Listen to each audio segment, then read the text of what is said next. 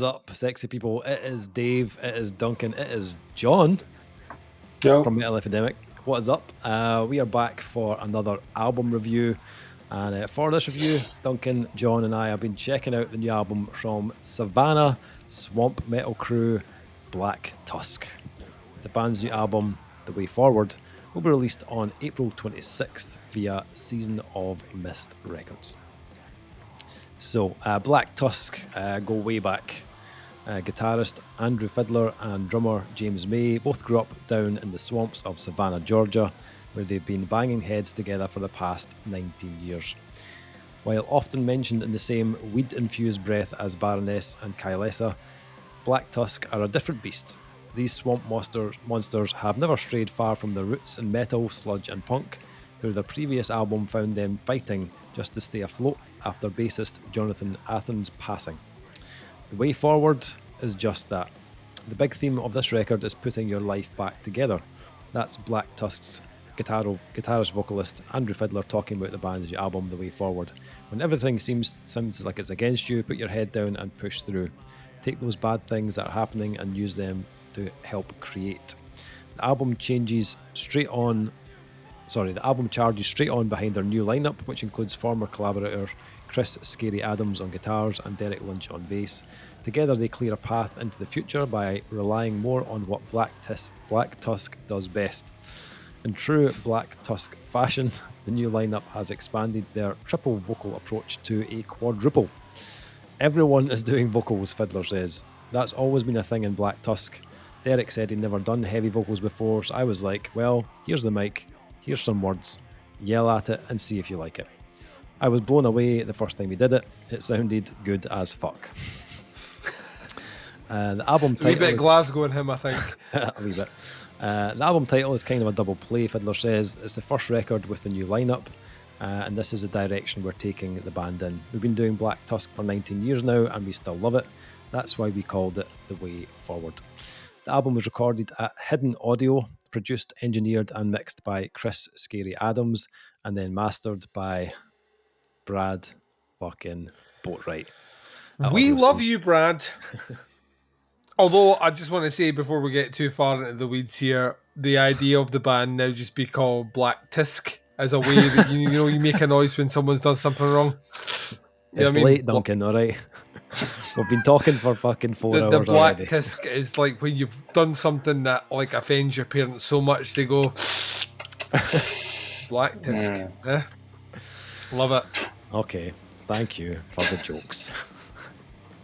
So you don't have to read this stuff out. You have to, so we're fine. Yeah. Black Tusk album number 7 Mm-hmm. from Black Tusk. What do we make of the new album from Black Tusk? Duncan, what did you think?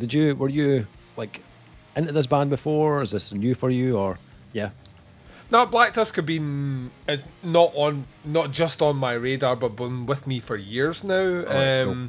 There was a whole rung of bands that we've been talking so much tonight already, but there's a whole rung of bands that came out kind of in that kind of post Mastodon week, where it was kind of pick a color, pick a part of an animal, and you've got a band name. So Red Fang being one that instantly springs to mind, and Black Tusk about the same time coming out. Bands that are lumped in together that don't actually sound all that alike. They have, like, as a central core, there's an influence from punk and sludge and rock, but I've carved their own kind of way. Black Tusk to me was always kind of the black sheep of the group overall, the one that didn't get the same attention that bands like Red Fang or even Baroness got. They seem to be a little bit separate from that. But never one to... They're a band that you kind of know where you stand with them before you hit play. Yeah. Whereas the other bands I've mentioned there have went through variations on a theme, tried different things, stretched things out. Black Tusk are almost the slayer of that group in that they found their sound early and they will adapt, they will add little bits on, but for the most part, the kind of forward thrust of their musical vision has always kind of been there, and it always will.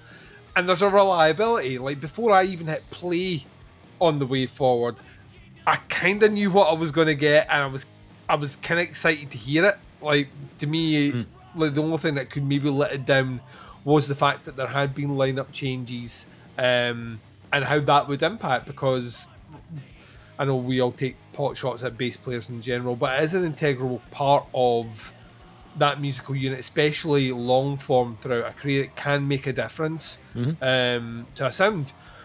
Weirdly, the thing about this album is how fucking confident it sounds, considering we've grabbed like additional vocal duties, we've changed personnel around, and we're trying to pick things back up in a fashion which is very difficult. The loss of any band member who's been there since the beginning is like can derail things very quickly for a band, or certainly the next release can feel like a bit of soul searching.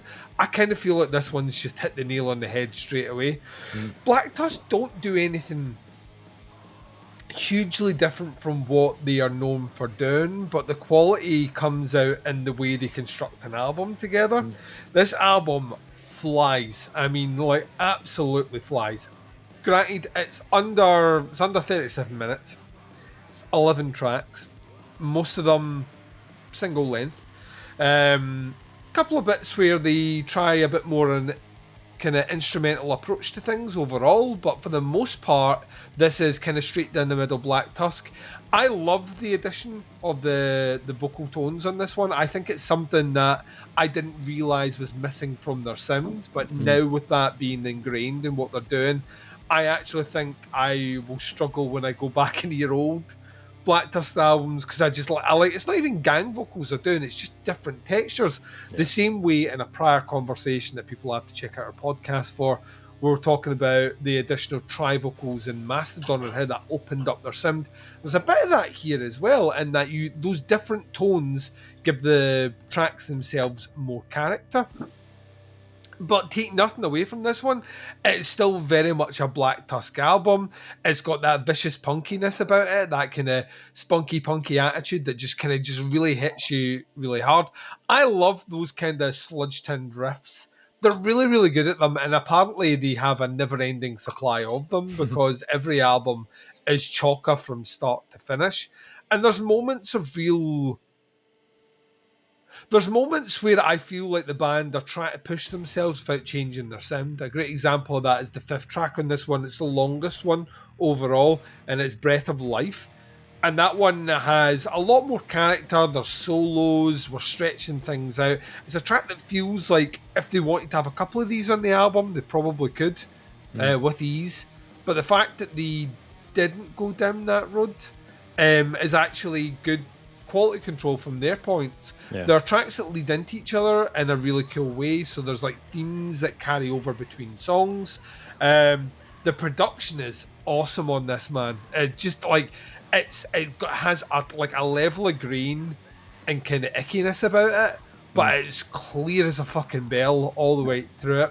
No surprising that little Mr. Boatwright was involved, because you can feel that like the leveling is immaculate on this. You pick out every instrument, it just sounds crisp and clean and vibrant and a wee bit ucky. Like I don't want to steal all the points that you guys are going to mention, so in summation to this one here, what I'll say is, like, Black Tusk have not missed a beat on this one. If this is the way forward for the band, I am all in on this. I think it's great. They are one of the most reliable, probably unsung bands of that ilk, in that they continue to just beaver away and put out great album after great album after great album to, I don't know, to an audience that already know how good they are and an audience that are waiting to find out how good they are. So yeah, I think this is a brilliant addition to their back catalogue, and what they're doing right now, I think they're on the right track. They just need to keep doing that moving forward. So yeah, I thought this was a really good album. Nice. John, what about yourself? What did you think? Yeah, I can basically kind of follow up from what Duncan's saying. I got into the band probably around Set the Dial, Taste the Sin, around about that kind of time. And you can tell that the production here on the new releases, the new setup, it's less sludgy, it's less soupy, if you want to say. It's not as dense as it used to be before. I guess that was the 3-piece. We're trying to kind of fill out a sound there, but then when you've got an additional guitarist, then you're really changing things up there. I really appreciate the clarity. I did go back and listen to, I think it was Set the Dial, and I was like, oh, I kind of like the new sound better than the old sound. I really appreciate the space between the instrumentation. I think it was done really well. The singles were great. Brushfire, Dancing Your Grave, both of them are like kind of really classic Black Tusk album singles. Really, real good groove. Dance Your Grave. That's the one that's got the vibra slap on it, which I absolutely love. You know what I'm talking about? That kind of percussion instrument, that kind of the rattle. Really, really cool. That or cowbell, and I'm sold. Like absolutely. Breath of Life. That's of the singles. That was probably my least favorite. Actually, I didn't like the kind of blast beat at the end of it. Didn't quite work for me, but it was very good. Track 3, Harness, The Alchemist. I really liked that one. That was really nice, great groove to it. I thought there was 3 vocalists, but so I'm kind of very surprised that there's 4. And it's great that it offers different textures. And really adds to the songs that you get that different input. The gang vocal, it was that call and answer part in Lessons Through Deception. I was like, the fire will burn. I was just shouting that as I've been driving along in the car, just like shouting, the fire will burn. It was brilliant. I really enjoyed that. Track 7, I would say almost like the album flip-flops slightly. The front half of the album is quite classical Black Tusk groove bangers, basically, for want of a better word. Track 7 to 11, then it starts to kind of, the tempo kind of goes down slightly. Like Duncan mentioned, they could take a different route with the Obsidian Sea, is it? Where it's just kind of noise and kind of it's kind of like it's basically an intro, a textural piece that kind of leads into the next track, which is really good, and it's nice to see them doing something different like that as well. Last track, I thought it was great. I thought it was going to end bigger than what it did, but it's a really perfectly great album.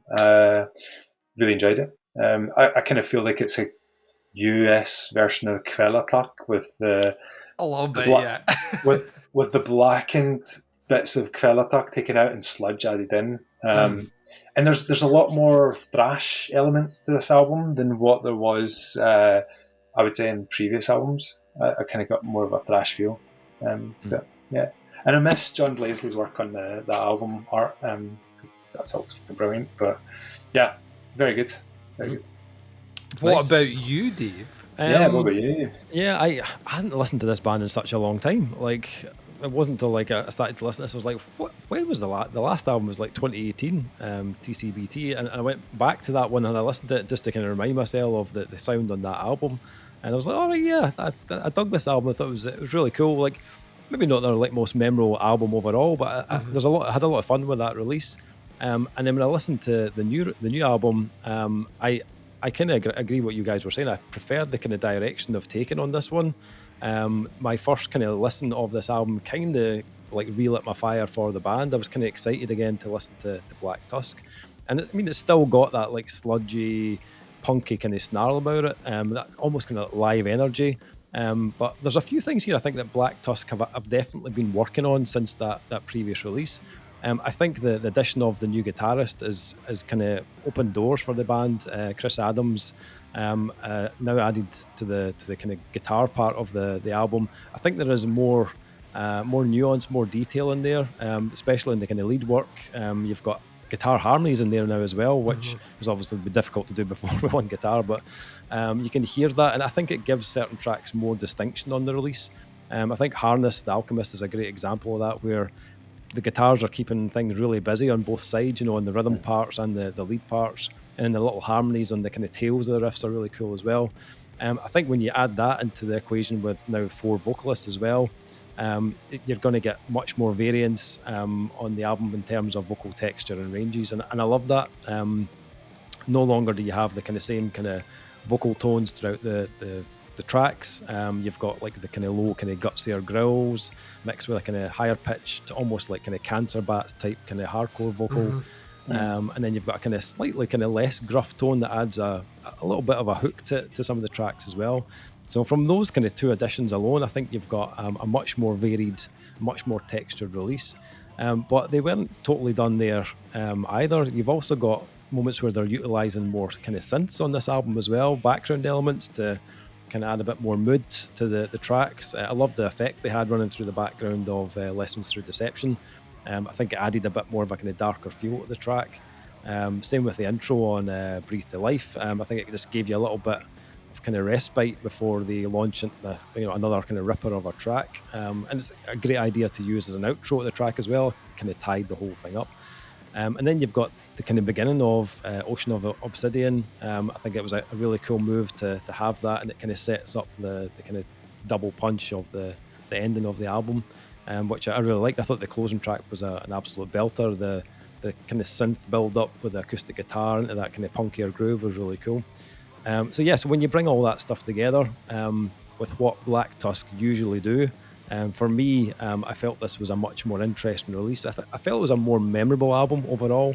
I actually think even the stuff that I was kind of expecting Black Tusk to do was much more varied than the last release. I think these tracks are constantly changing in tempo and different shapes, and I think there might even be more of a Cancer Bats vibe on this than I noticed before, to be honest, which I'm not against at all. Production wise, this is like a very raw and quite direct kind of boot in the face type album. It's not softened or polished out. It very much fits the brief for a kind of hardcore punk sludge band. Plenty of natural character. It feels like the band are kind of right up in your face. You can almost feel the kind of spit from the vocals, which is really cool. And I think it's a great return from Black Tusk, to be honest. So what do we think scores wise on the new Black Tusk release? Duncan, what are you thinking on this one? I'd give this a 4. I think this is super strong. It's the sort of album that kind of beckons you back to listen. Maybe not necessarily straight away, but it's one of those ones that is a great pick-me-up album. Like if you just want like something with a bit of oomph, like energy, there's tons of kinetic energy on this one. It's hard to not want to put this on. And like John was saying, like it challenge you not to join in gang vocals when you're listening to it as well. It kind of just it hits that sweet spot that I think all metal fans have of just listening to something that is full of energy and just wants you to like move around. So I think it's a great addition to the back catalogue. I would give this a 4. Very keen to see where they go next, because they obviously had that bit of time off now. I'm kind of hoping they get out, start getting some touring under them, hit back in and see where they can continue to develop on what they've brought to it. So 4. Cool. John, what about yourself? Yeah, I'm probably going to land the same as Duncan, actually. I appreciate that they've taken a new direction after loss of a member, and I think even if they hadn't lost Athen, that they would have. I would like to hope by now, I've not listened to the band since Set the Dial, that they would have moved on to new areas and started trying new things. So I really appreciate that they're doing that now anyway. And I like that it's not what it was before, and I like the way that they're going. So yeah, like Duncan says, yeah, really interested to see what Black Tusk will sound like in 5 years' time, what they're going to do, how they're going to evolve further, especially with what they've basically got 50% new band. When you think of it, that's like breathing life into a band that you've not had before. So respect for them for continuing after losing a member, and for picking up and getting on with it. Well done. I will complete this trio of scores with a 4 out of 5. Trio. It's a very solid album. It's not like reinventing the wheel in this particular mix of genres, but I really liked the new elements that they've added in, whilst it's not kind of like straying too far from what fans of the band would want to hear on a Black Tusk release. The album title is fitting. It does feel like they've kind of moved forward. So yeah, a very solid album. Check it out when it drops on April 26th via Season of Mist Records. Links below to the Bandcamp. Check it out, have a listen, see what you think, let us know. That is the review. Thanks for checking out. We'll be back with another review very soon, but until then, take care. Speak to you soon. Bye, everyone. Cheerio.